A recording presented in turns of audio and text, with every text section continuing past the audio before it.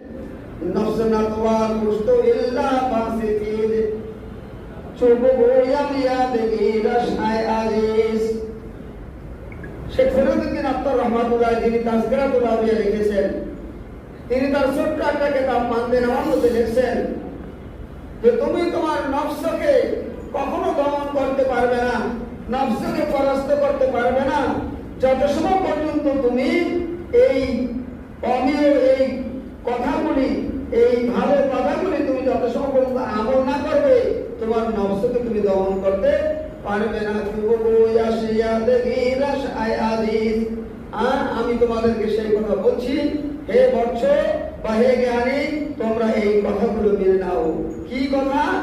খঞ্জরে খামোশি ও শমশির জো, খঞ্জরে খামোশি ও শমশির জো। এক নম্বর হলো খামোশির খঞ্জর। খামোশির খঞ্জর মানে চুপ থাকা।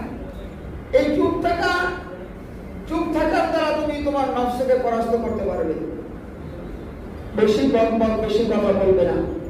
তুমি খঞ্জর বলা হয়েছে, খঞ্জর কি করে? খঞ্জর দিয়া মানুষকে তীর খঞ্জর বললাম, এটা দিয়ে মানুষকে জখম করে, বলে এটা দিয়ে যুদ্ধ করে, বলে ওইটা ওই খঞ্জরে খামোশি, অর্থাৎ খামোশিটাকে, চুপ থাকাটাকে একটা খঞ্জরের সাথে তুলনা করছে।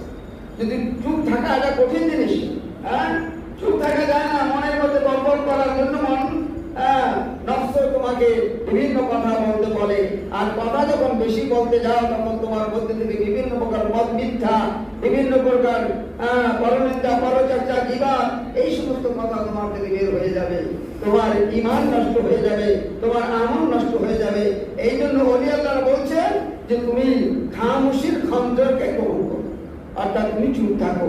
আল্লাহ রাসূল হাদিসের মধ্যে বলছেন, মান সাকাতা নাজা, যে চুপ থাকে সেই নাজাত পায়। আর কি? ও শমশিরে জো, শমশিরে জো, জো মানে খোদা, খোদার তলোয়ার, খোদার তলোয়ার দ্বারা তোমার নফসকে তুমি কতল করো, অর্থাৎ খোদা সহ্য করার অভ্যাস তুমি করো। পেট করে খাবে না, পেটকে 3 ভাগ করে, একবার খালি রাখবে, একবার খানা খাবে, আর একবার পানি দেবে ভরপুর করবে। 3 ভাগ, একবার খানা খাবে, একবার পানি খাবে, আর একবার খালি রাখবে।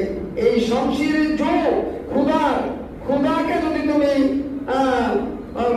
গ্রহণ করতে পারো, খোদার তলোয়ারকে যদি তুমি গ্রহণ করতে পারো, তাহলে তুমি তোমার নফসকে পরাস্ত করতে পারবে। নফস চায়